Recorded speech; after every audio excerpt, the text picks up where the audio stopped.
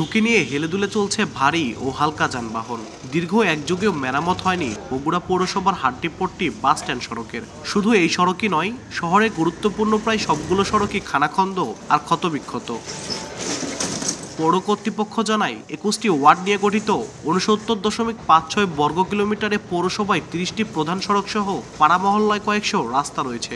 এর মধ্যে ৪৬৫ কিলোমিটার সড়ক পিচ ঢালাই এবং অবশিষ্ট ৫১০ কিলোমিটার ইটের AHB সড়ক, যার পুরোটাই সংস্কার প্রয়োজন। এছাড়াও পৌরসভায় কাঁচা সড়কই আছে ৩৬৫ কিলোমিটার। খানাখন্দ আর ক্ষতবিক্ষত সড়কগুলোতে যানবাহন নষ্ট হওয়ার পাশাপাশি ঘটছে ছোট বড় দুর্ঘটনাও। দ্রুত সড়কগুলো মেরামতের দাবি স্থানীয়দের।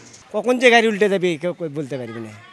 ভয়তে না যাইতে ওই মুহূর্তে ঘুরে চলে যায়। এখানে একটা গাড়ি উল্টে গেছে এই রাস্তার কারণে, আর এই রাস্তার কারণে অনেকে অ্যাক্সিডেন্ট হয়। শহরের মধ্যে যেদিক যেমন ডানে বায়ে সব জায়গাতেই রাস্তা ভাঙ্গা, বাইরানি খুব কঠিন। টিউবের মাথা ভাঙবে, না হলে হচ্ছে অ্যাক্সেল যাবে, আবার হচ্ছে গাড়ির আপনার পাতি ভাঙে, মেন পাতি।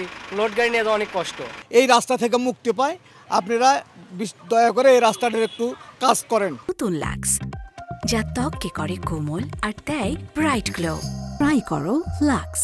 পৌর কর্তৃপক্ষ বলছে, সড়কগুলো সংস্কারে প্রয়োজনীয় অর্থের তুলনায় বরাদ্দ একেবারে অপ্রতুল।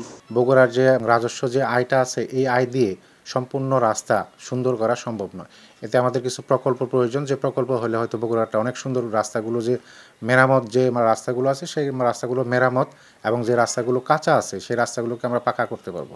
বগুড়া পৌরসভা সড়ক সংস্কারের প্রতি বছর ২০০ কোটি টাকা বরাদ্দের প্রয়োজন। সেখানে মাত্র ৭ থেকে ৮ কোটি টাকা ব্যয় করে কর্তৃপক্ষ।